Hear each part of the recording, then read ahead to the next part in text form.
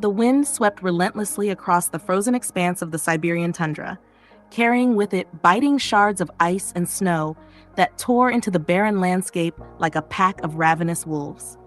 Above, the steel-gray sky roiled ominously, heavy with the threat of an approaching storm. It was a bleak and merciless region, far removed from the warmth and commotion of civilization. Yet on this day, something remarkable shattered the monotony of ice and gusts. A radiant streak of light blazed across the heavens, a fiery comet of shimmering silver and electric blue illuminating the horizon. It was not a mere meteor, as some might have assumed, but an alien spacecraft, spiraling wildly out of control. The craft's hull, sleek and glowing with an unearthly radiance, groaned under the strain of atmospheric re-entry. Inside Adria, the ship's sole occupant, fought desperately to regain control. Her metallic silver skin reflected the emergency lights of the cockpit as her hands darted over strange controls, struggling to steady the vessel. Her breath came in ragged gasps, her dual-lobed heart pounding fiercely in her chest.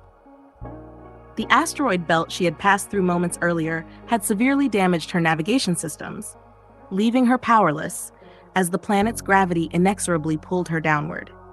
Her eyes flicked to the displays before her, each flashing a chaotic array of warnings in her native script.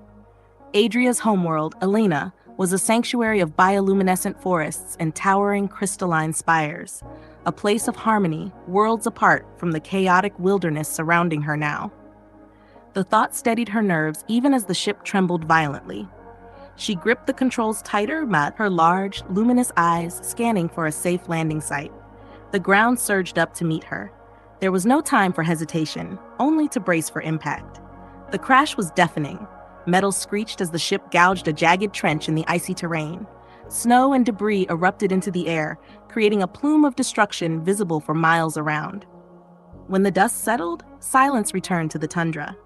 The ship lay shattered, half buried in snow, its once majestic form reduced to a smoking wreck.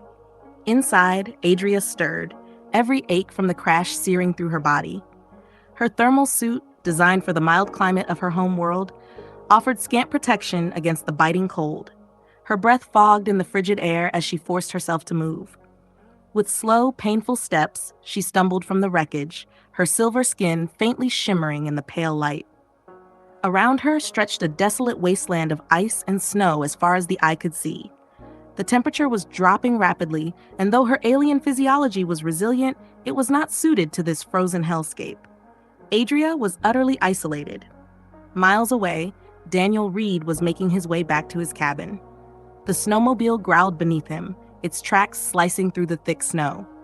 A seasoned survivalist and former Arctic researcher, Daniel had claimed this remote corner of Siberia as his refuge. The solitude suited him. The noise and chaos of the modern world had never felt right. Out here, he could breathe. His cabin, nestled in a valley between icy peaks, was his sanctuary. He had spent years fortifying it with reinforced walls, a wood-burning stove, and enough supplies to endure the harshest winters.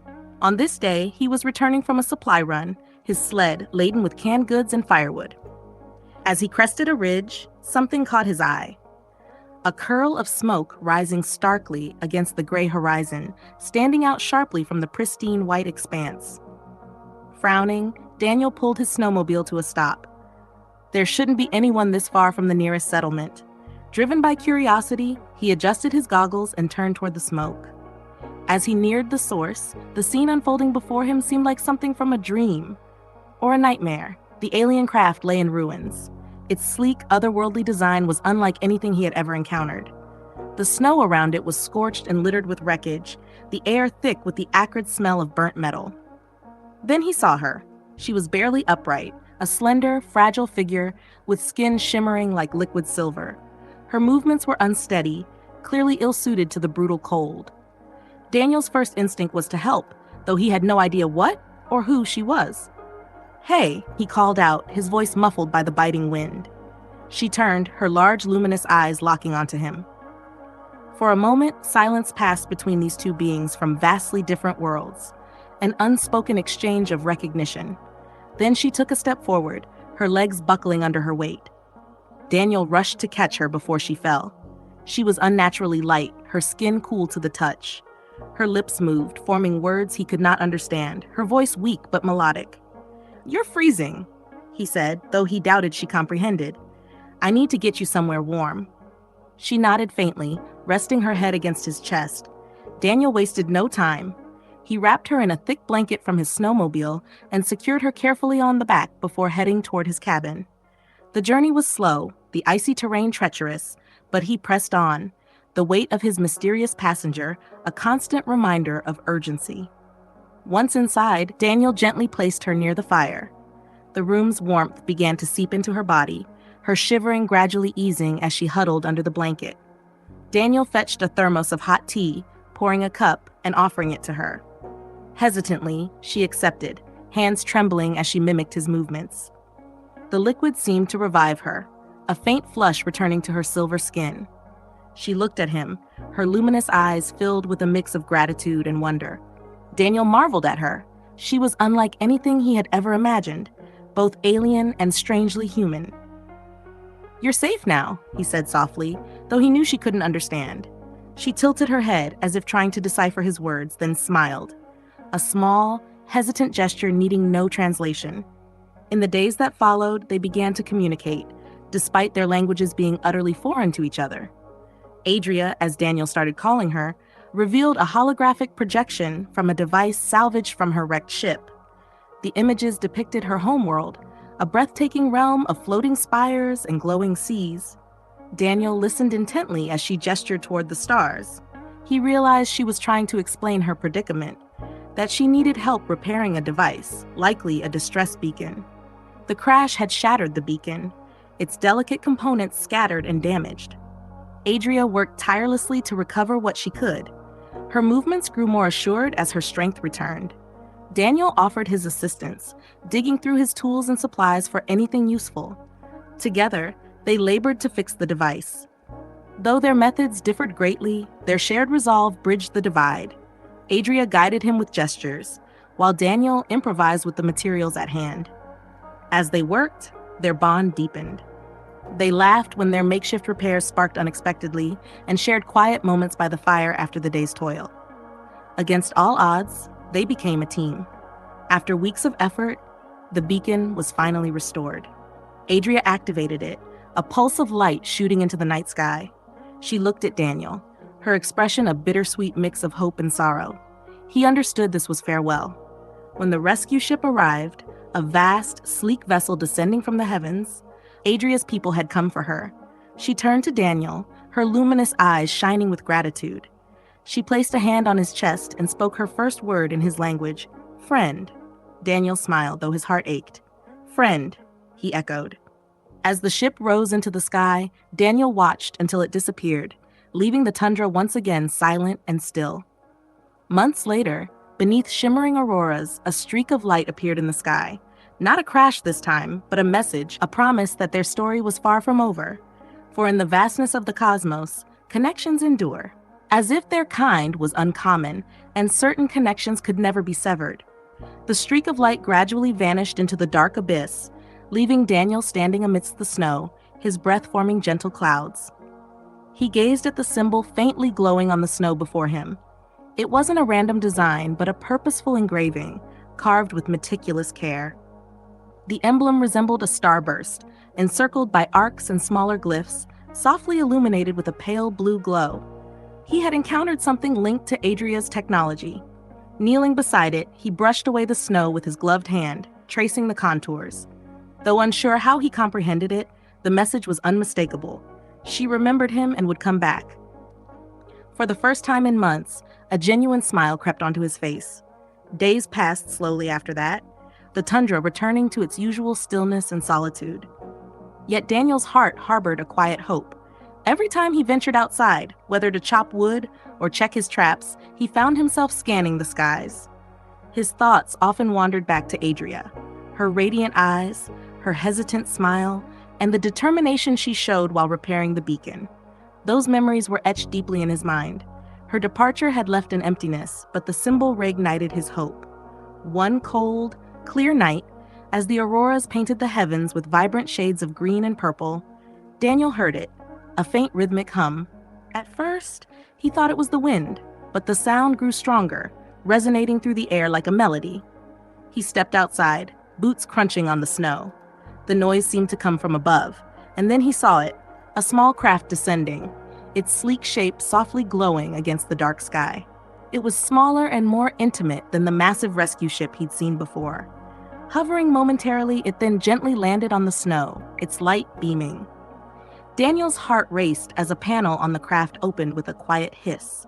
For a moment there was only shadow, and then she appeared.